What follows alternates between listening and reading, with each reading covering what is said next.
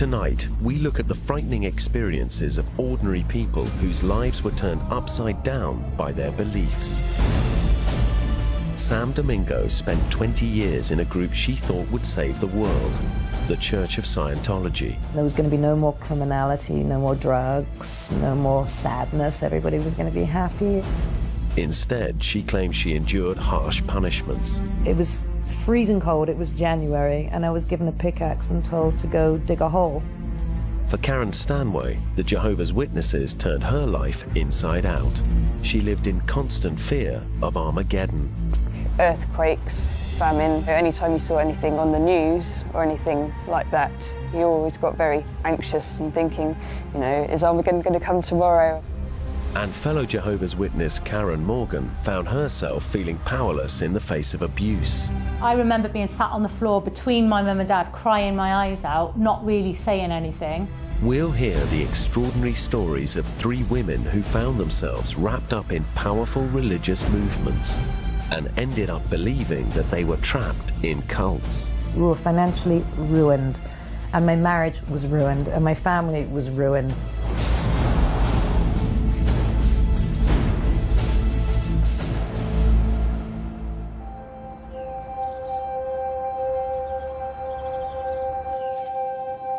Sam Domingo spent nearly half her life in the Church of Scientology.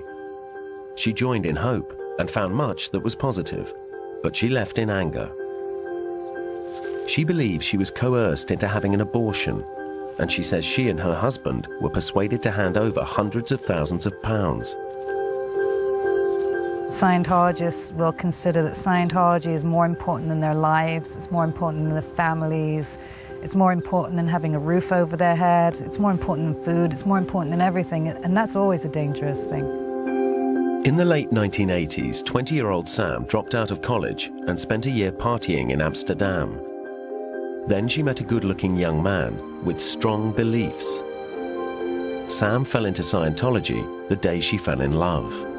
It was my first love, and I was young. He seemed to have the answers to all these questions, and he was so certain that he had all the answers. He knew, and Scientology would explain everything.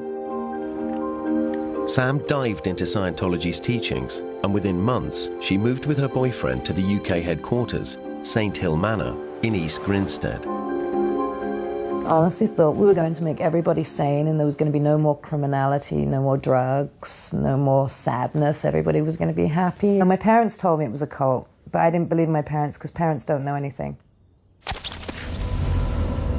Scientology's been around since the 1950s. It was created by the American science fiction writer L. Ron Hubbard, and it's famous for attracting A-list stars like Tom Cruise and John Travolta. In 2013, the UK Supreme Court ruled Scientology was a religion, but the church has been dogged by accusations of cult-like and manipulative behavior, allegations it has consistently denied. That's St Hill Manor, and then to the left, dwarfed, is the castle, is the wee little castle. It is a beautiful place. At St Hill in the late 1980s, Sam joined Scientology's most devout followers. She remembers she was immediately immersed in a strict regime. You know, you are instantly cut off from the outside world. You know, you have no TV, you have no phone. Your calls are monitored, your communication with your family is monitored. Every time you have a question, you get an answer from them, their answer.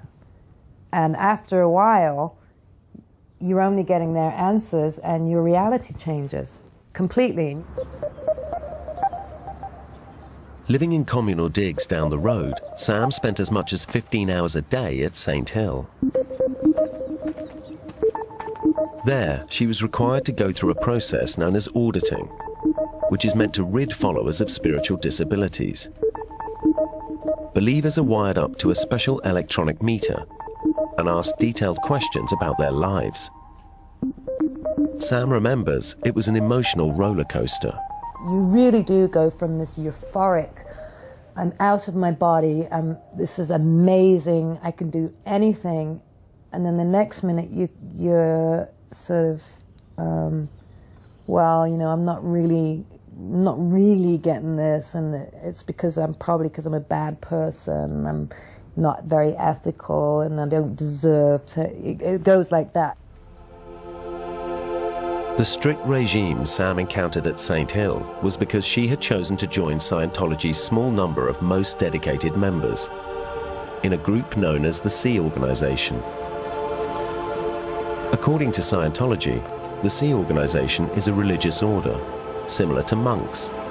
Membership is voluntary, and its disciplined life is only for the most devoted Scientologists. The Scientology website explains that Sea Org members sign a billion-year pledge to signify eternal commitment. At Scientology's UK headquarters in the early 1990s, Sam was working long hours and said she had to endure unpleasant conditions. Even food was used as a punishment.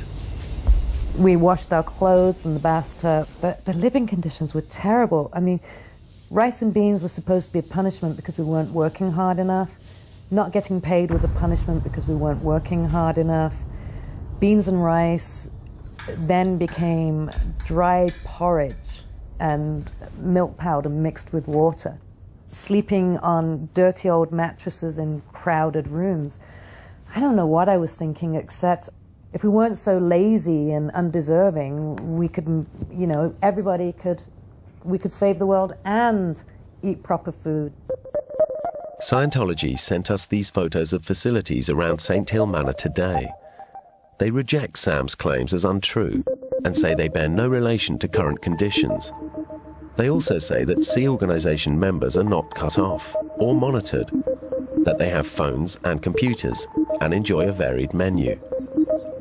Although Sam thought the conditions were harsh, she remained a committed follower.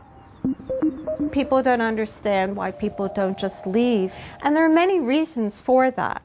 You've gotten involved, you've invested yourself. Your mind has been made to believe that this group has the truth and is the best place for you to be.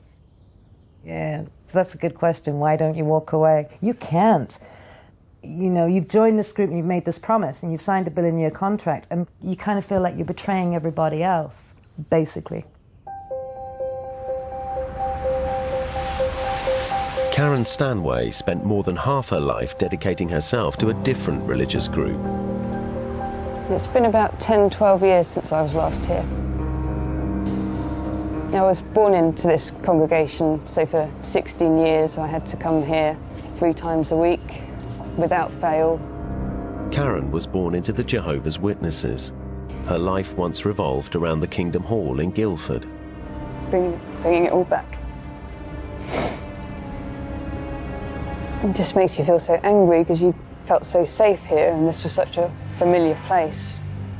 And now I can pinpoint this place to meaning that I haven't got a career and I haven't got any money, and, you know, which if I hadn't been brought up Jehovah's Witness, I probably would do. And I wouldn't be quite so messed up, probably.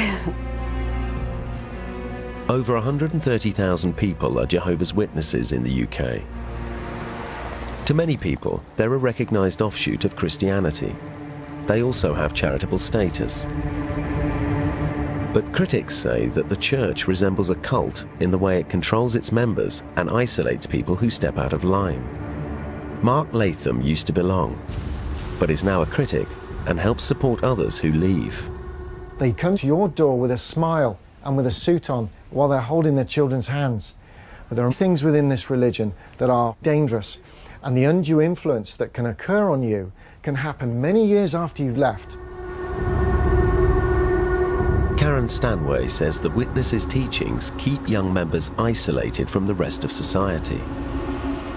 You're very much closed in to this society because you're discouraged from being friends with people who aren't Jehovah's Witnesses. Obviously it's difficult at school. You know, it's hard not to make friends at school, but then you'd have to explain why you couldn't go out with your friends, you couldn't go around their house, you couldn't stay at their house. You weren't allowed to go on school trips that were overnight, anything like that. She says the group's teachings and literature, including its publication The Watchtower, made her fearful of outsiders. We were taught that people who weren't Jehovah's Witnesses were evil and that they were controlled by Satan. When you're at school, when you're at work, when you're talking to anybody, you're always thinking, well, Satan is controlling this person, I must keep away from them, I mustn't get involved with them.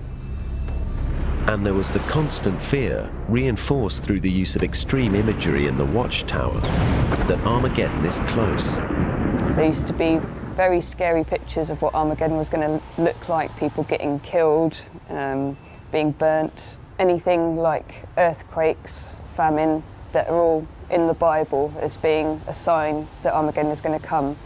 So anytime you saw anything on the news or anything like that, you always got very anxious and thinking, you know, is Armageddon going to come tomorrow, and am I a good enough person? You know, have I done enough in the religion to be one of the chosen ones to be saved? The threat of Armageddon can be quite traumatic, and it's the constancy of that threat and the real belief that unless you follow the teachings, that you will be condemned like everyone else to burn in the fires of hell when Armageddon comes.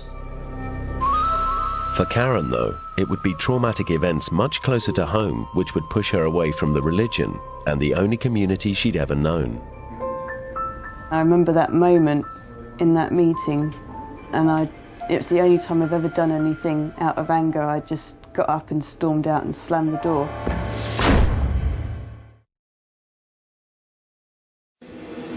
By 1994, Sam Domingo had spent 5 years as a Scientologist in the elite Sea Organization. Most of her time was spent at St. Hill Manor, the British headquarters. She says she had to cope with communal living and long periods of separation from her family. I would beg for time off. Can I go home? Can I go see my mother? No. You can't be replaced. Your work is too important. One Christmas, she rebelled and ran away to spend time with her mum. My mom had been saying, come home for Christmas. So I ran away. I actually hitchhiked from East Grinstead to Derby. Spent Christmas and then called the organisation full of blame, shame and regret.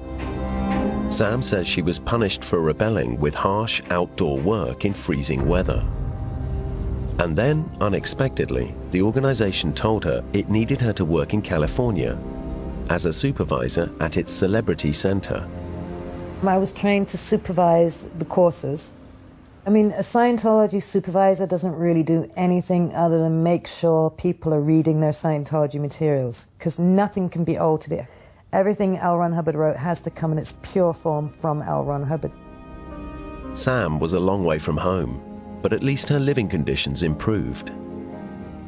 Celebrity Centre, you were in front of the public, so we had nice clothes and we got fed, which was really good. So for me, that was a big step up. And the uniforms got washed. We didn't have to wash the uniforms in bathtubs with soap, because it probably wouldn't look good to the celebrities.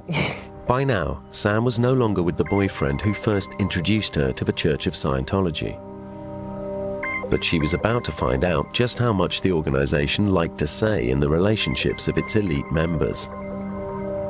Sam had a growing friendship with one of her colleagues, and this soon drew the attention of their leaders. I had gone off to Celebrity Centre and started flirting with a guy that worked there. And, you know, within a few weeks, it was, you know, it had already become an ethics matter. You guys need to get married. It's going too far. You know, you're holding hands, you need to get married. To Professor Rod Dubrow-Marshall, it's behavior like this which makes Scientology seem less like a religion and more like a cult. Groups will often say to individuals who you can sleep with, whether you can have a child or not. There's even examples of where they've made people have abortions. And this is just a way of completely controlling the individual and basically saying to the person, we own you. So we got married, and I was on the pill, and woohoo, I found out I'm pregnant. As Sam was in the most dedicated part of Scientology, the Sea Organization, that meant that her happy news was bad news. Sea Organization members are not permitted to have young children. If a female member becomes pregnant, she and her husband are required to leave Sea Org to have the baby. It was officially an ethics matter. So I went to the ethics office and I said, hey, look, I've gotten pregnant. Bang! Just like I had committed the ultimate sin. And the next thing that came was, so what's the greatest good for the greatest number of dynamics here? Like, are you asking me to have an abortion? Well, what's the greatest good? You know, it was, yes, basically, yes, the right thing to do is have an abortion. That was made very, very clear to me. And when I said, absolutely not, you know, I'm going to talk to my husband about this, I mean, because that is your first line of support, your husband. No, I wasn't allowed to talk to him. Sam says she didn't see her husband until later that day. I didn't see him till like maybe 10 o'clock at night, and he came home and he said, I know what you did. You did this deliberately to get me, my own husband. I can't believe you were so evil. Basically, you're on your own, you know. You've committed this awful sin and you're on your own. So that's what happened when I got pregnant. Isolated and alone, the pressure on Sam was intense. Everybody I looked up to and respected told me I was a criminal. The head of the organization told my husband I was a leech. Yeah, I believed it. I bought into it. I had the abortion to prove I was a good person and I wasn't this evil Satan that everybody was saying I was. Scientology told us that although abortion is against the teachings of L. Ron Hubbard, members can choose to have an abortion. If they do choose to have a baby, they must leave Sea Org, and many have done so. They can rejoin it when the child is older, and some do. For Sam, the pressure she felt to abort her baby has left a permanent scar. I murdered a child. That's the way I look at it, and it will forever live with me that I murdered a child. And that's the way I see it. And I will never forgive myself for that, and I will never be able to right it. But despite the trauma, it would take Sam nearly 15 years before she could finally bring herself to walk away from Scientology.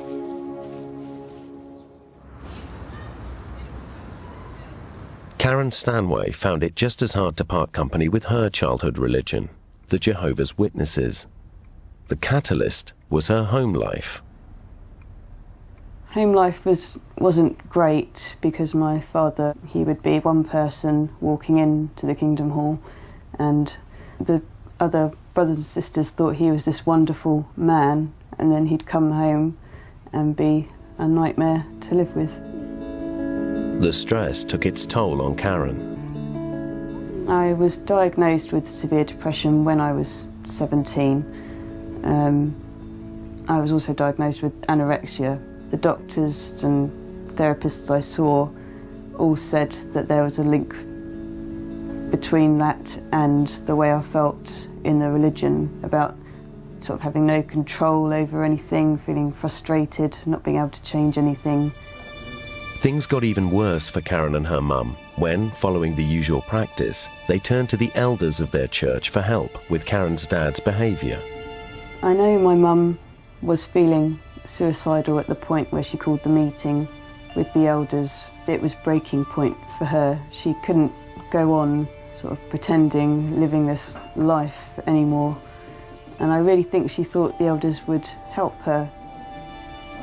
But the meeting offered no solution to the family's problems. They wanted to talk to us all together, which was difficult enough, obviously having to tell them what my dad was like in front of my dad. Mark Latham is a former witness who now counsels others who leave. He says that few Jehovah's Witness elders have had proper training and often aren't up to the job. With most elders, they're not trained in the arts of counselling.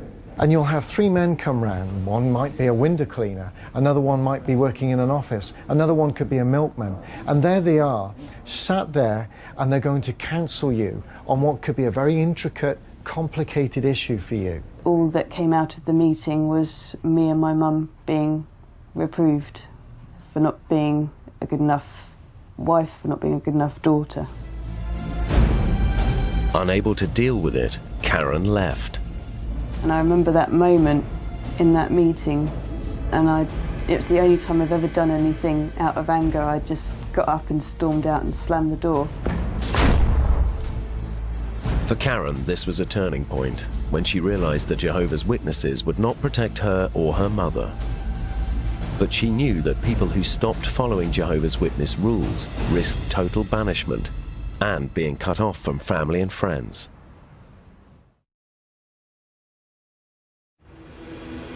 Within each Jehovah's Witness congregation, the elders' rule is often absolute, and critics accuse them in some cases of refusing to allow criminal acts to be investigated by outsiders, even the police. It's claimed members who oppose this can be banished from all contact with friends and family. It could be a sexual issue. It could be anything.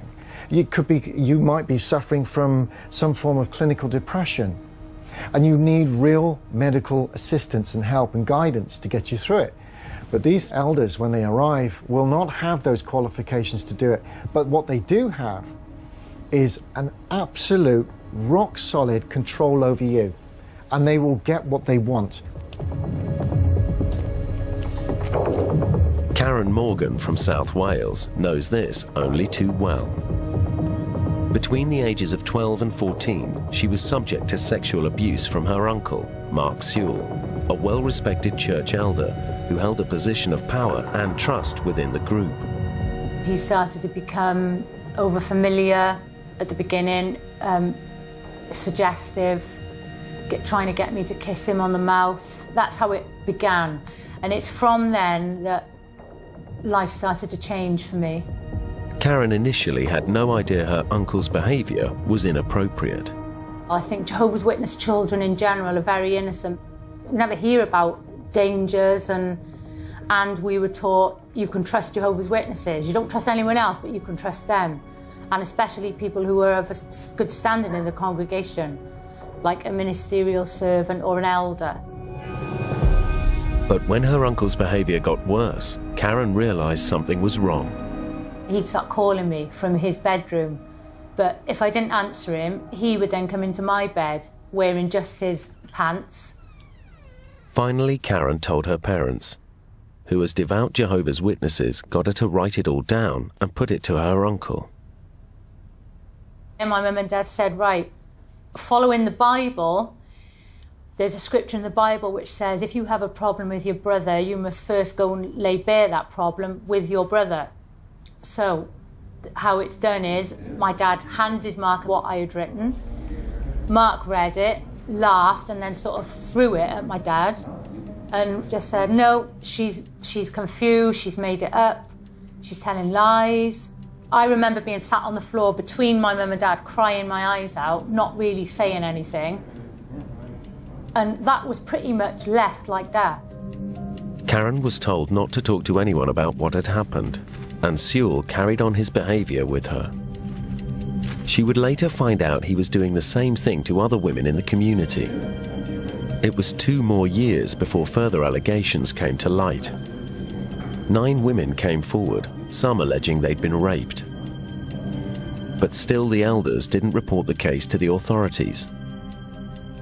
If it was me and my children, the first time my daughter ever told me anything like that, I'd be straight on the phone to the police. I wouldn't be considering, oh, well, I'm going to have to run this by the elders. According to former Jehovah's Witness Mark Latham, Karen's story is not an isolated one. Karen's case is very typical of many of the cases that are out there, simply because the elder arrangement manipulates events, or can manipulate events, through secrecy, and there are occasions where the molester or the rapist is an elder themselves, and so they can conduct themselves within the secrecy of their own elder group to influence matters on another level, to make sure that they protect themselves. To some observers, it's the very secretive nature of the organisation that prevents any independent approach to cases of abuse and gives it traits like a cult. The cult of elders in the Jehovah's Witnesses is a good example of when groups stand in judgment of their members and don't allow anyone else to have a say, and don't allow themselves to be open to public scrutiny. And in that way, the leaders perpetuate the practices and don't allow their members to effectively challenge that. Eventually, Karen defied the elders and with some of Mark Sewell's other victims went to the police. It took until 2014 before Sewell was finally found guilty of 8 historic sex offences and sentenced to 14 years. I would describe him as sadistic, controlling, selfish.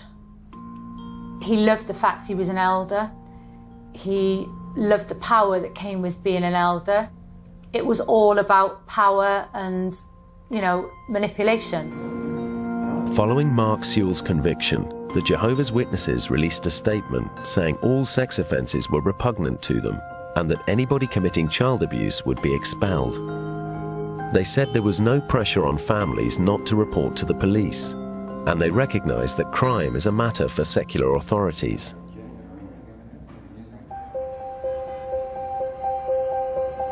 By 1995, Sam Domingo's marriage to a fellow Scientologist had collapsed after she felt obliged to abort their baby.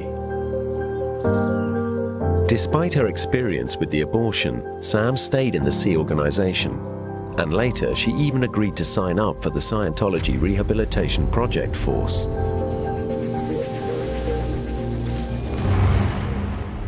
As an idea is like, you're a damaged piece, you're not doing well.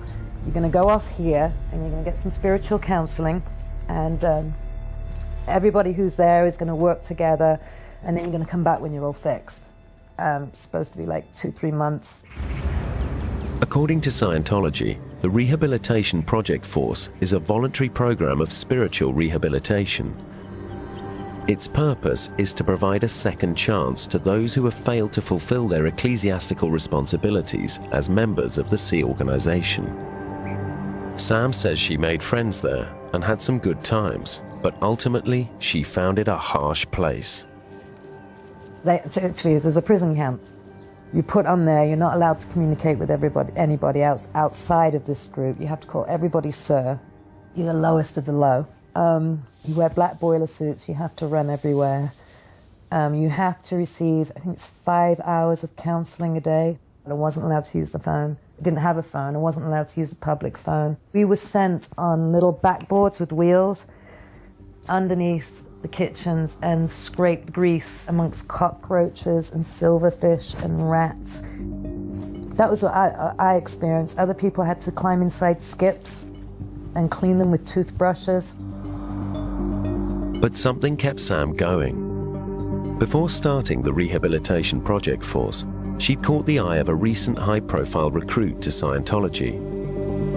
Placido Domingo Jr., the son of the legendary opera singer, and he was determined to get her out of her harsh rehab. I'd met Placido, but I'd agreed that I was very bad and I wouldn't be with him, but he wasn't accepting of that. He was basically dropping threats. If you don't let her out, I'm going to get a chopper in there, I'm going to come and bust her out. So that's the point where they let me go. When they were under that much pressure, literally, let her go or I'm going to send a helicopter. That worked. When Sam left rehab, she married Placido. They left the Sea organization and started a family. But Sam still couldn't totally walk away. She believed it was her and not Scientology which was the problem.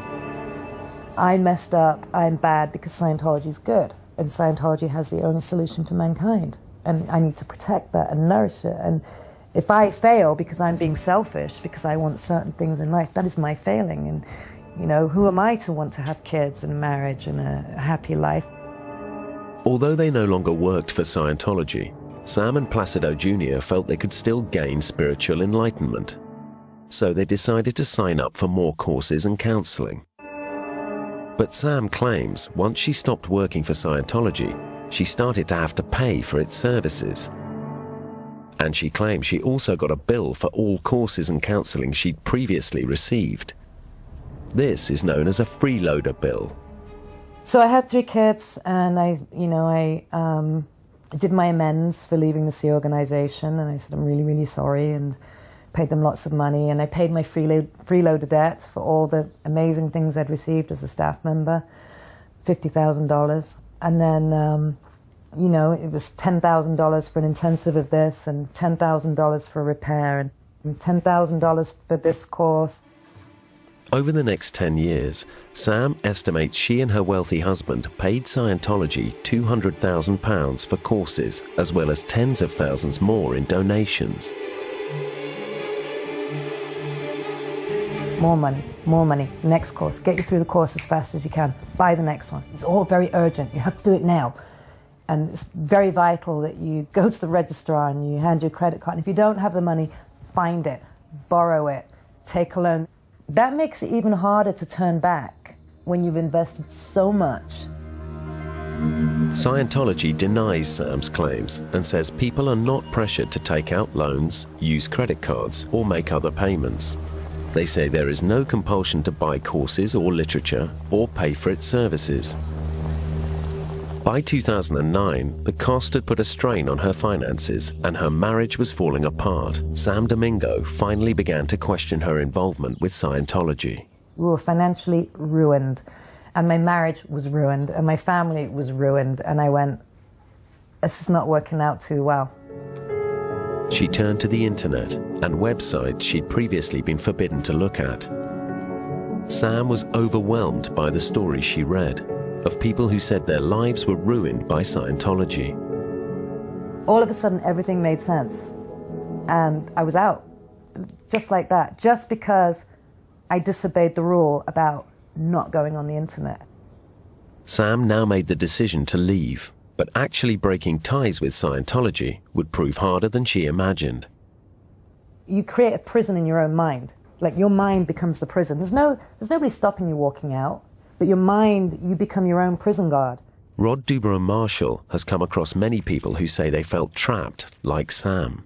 It's only after a period of time when you've had the chance to doubt and think about what you're doing and it's like a pressure cooker, it builds up slowly over time, sometimes over many years before people then have the courage to leave and leave what they've devoted themselves to.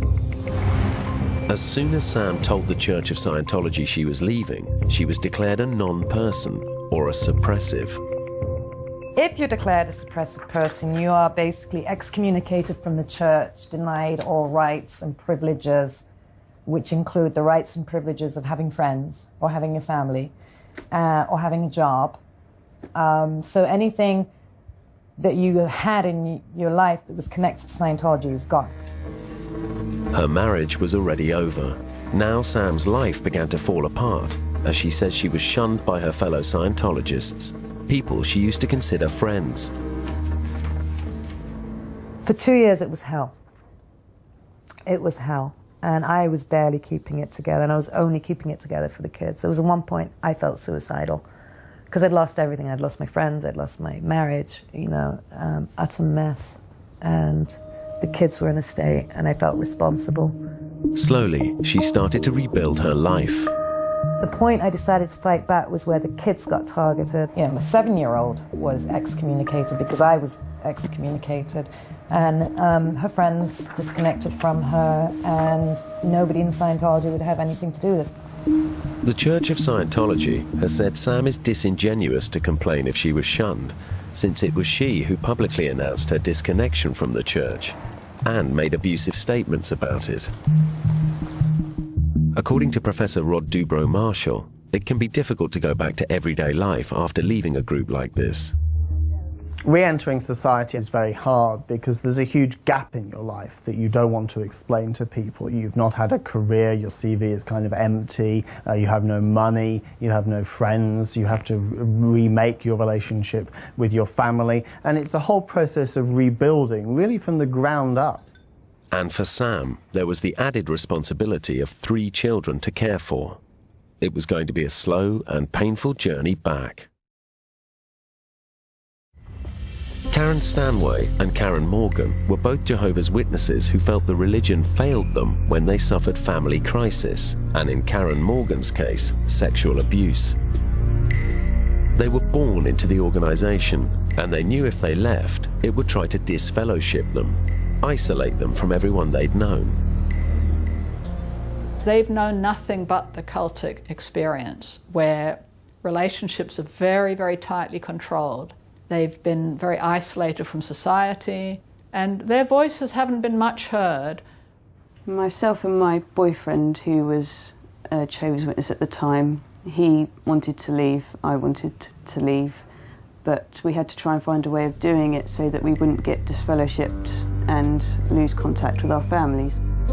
Critics claim trying to break away from the Jehovah's Witnesses can be tough and the social pressure immense.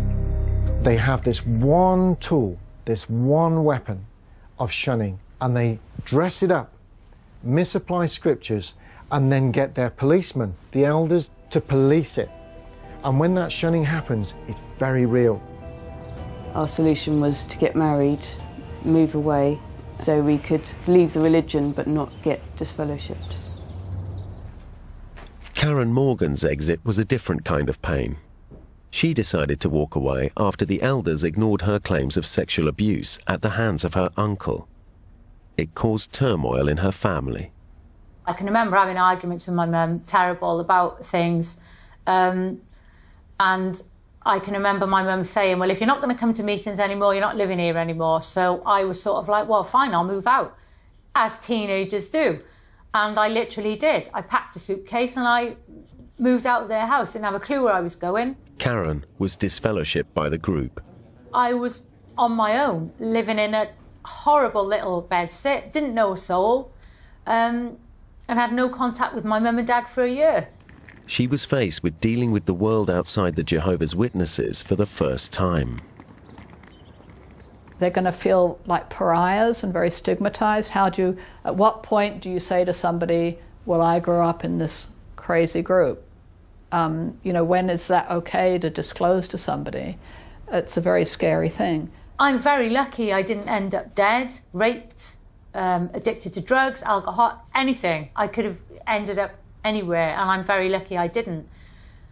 But so many people do. When I left the organisation, I found it very, very difficult because I was suddenly sort of thrown out on my own. I hadn't even sort of lived a teenage life either, so I was in my 20s and felt like I had to start a whole new life all over again. The social isolation and loss of trust was a big issue for Karen Stanway. I found it very difficult to make new friends. You know, my close friends that I'd grown up with and that I'd always known had cut me off in a heartbeat, so I thought, well, why should I bother trying to make friends and trust people when that could happen all over again? It's also the families that can suffer when shunning takes place. Karen Morgan was lucky. Her family ties have proved stronger than the Jehovah's. The turning point came when I was getting married and, of course, wanted my dad to walk me down the aisle. 2 elders went to see him and basically gave him a choice. If you walk your daughter down the aisle, you won't be an elder anymore. And it was as simple as that. Something clicked in my dad's head emotionally, and he became completely numb overnight to the Jehovah's Witnesses. And he said he just thought, do you know what? I'm walking my daughter down the aisle and that's it. My dad picked me over the Jehovah's Witnesses. After 7 years, Karen Stanway is also reconciled with her mother. I have a very good relationship with my mum. She doesn't go to meetings anymore, and I think the pressure got to her as well. We are very close now. Now she has a new partner and a daughter, and she's trying to rebuild her life. And she is my life. She's all I concentrate on, she's all I do everything for. I'm never going to tell her what to do with her life. I'm always going to give her as many options as possible. But the pain of her former life is always present. I feel a lot of resentment, a lot of anger as well, that those opportunities were taken away from me, and that I feel like I wasted the first 16, 17 years of my life. Now Karen Stanway has a job and a future. I mean, I love this job. I love working with the animals. I'm hoping to become a qualified veterinary nurse. That's something I feel I can concentrate on now. And obviously I've got my daughter. You know, I'm going to see her grow up. I think I've just discovered life, really. There's so many possibilities, not just career-wise, but, you know, just how you live your life. It's just having the freedom of choice. I can feel I can be me now.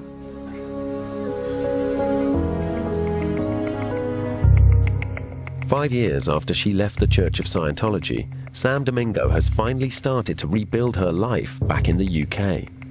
The kids had lost everything, including their pets, when we moved out here and we ran away and the marriage ended and everything. And I got the ferrets because the ferrets used to make the kids laugh. I thought it was time to bring laughter back into the house, so we went out to the shelter and we got 3 ferrets, and sure enough, within 3 days there was squeals of laughter in the house again. It was 2 years of hell, and now we're all flourishing and doing really well. The kids have jobs, they're doing well at school, they're happy. I'm happy, you know, have a normal life. Scientology was a key part of Sam's life, and she accepts not all of her experiences were negative. But Sam now has a mission to stop them recruiting new members. My experience in Scientology, what did it do to me? It made me a stronger person. It made me a wiser person, and it gave me the ammunition to fight back. Sam may no longer be inside the church, but she remains a rebel, returning to Scientology's UK HQ in East Grinstead.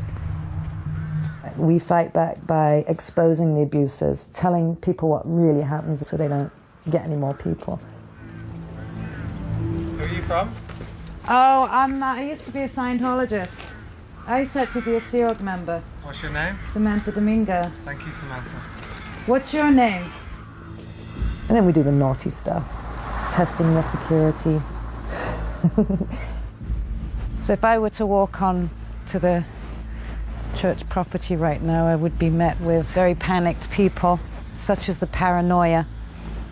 When I look back on things I believed in the church and things I did, I see a completely different person. I don't know that person. So asking me, you know, how did I feel about the abortion, how did I feel when I was in the Sea Org, I was just a completely different person. I mean, I wasn't a person.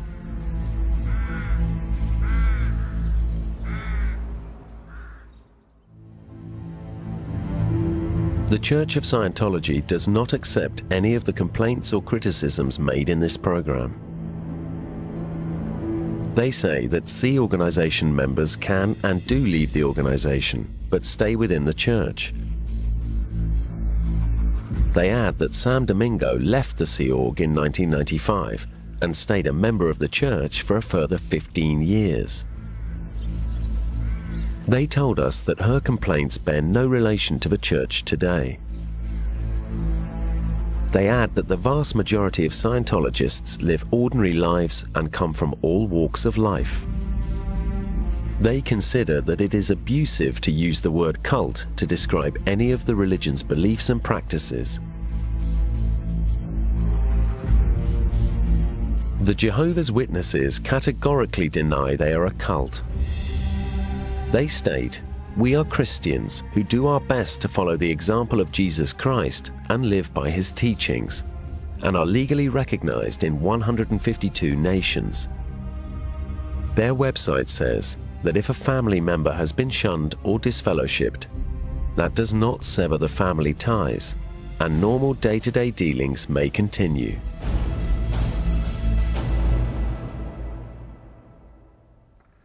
Feeling the financial strain at such a young age, we hear from those 12 years old and on benefits this week. Catch that brand new as Britain on Benefits season continues tomorrow at 10. Next tonight, The Nightmare Neighbour Next Door.